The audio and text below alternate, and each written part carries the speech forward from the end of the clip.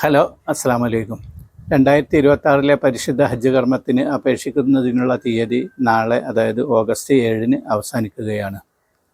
ഇതുവരെ ലഭിച്ച അപേക്ഷകൾ ഹജ്ജ് ഹൗസിൽ സൂക്ഷ്മമായി പരിശോധിച്ച് കവർ നമ്പർ അനുവദിക്കുന്നതിനുള്ള പ്രവർത്തനങ്ങൾ പുരോഗമിച്ചുകൊണ്ടിരിക്കുകയാണ്.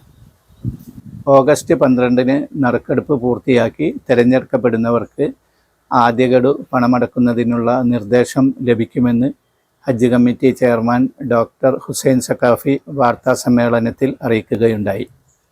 കേരളത്തിൽ നിന്ന് ഇന്നലെ വരെ 23,630 അപേക്ഷകളാണ് ലഭിച്ചിട്ടുള്ളത്.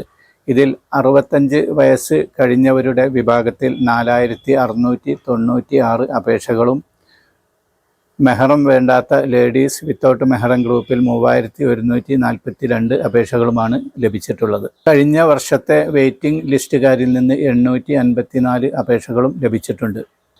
ജനറൽ വിഭാഗത്തിൽ നിന്ന് 14,938 അപേക്ഷകളും അടക്കം ആകെ 23,630 അപേക്ഷകളാണ് ലഭിച്ചിട്ടുള്ളത്. അപേക്ഷിച്ചവർക്ക് അവരുടെ കവർ നമ്പർ കവർ ഹെഡിൻ്റെ മൊബൈലിലേക്ക് SMS ആയി ലഭിക്കുന്നതാണ്. എന്നാൽ ഇതുവരെ ലഭിക്കാത്തവർ ഓൺലൈനായി കവർ നമ്പർ റെഡിയായിട്ടുണ്ടോ എന്ന് ചെക്ക് ചെയ്യുന്നത് നന്നായിരിക്കും.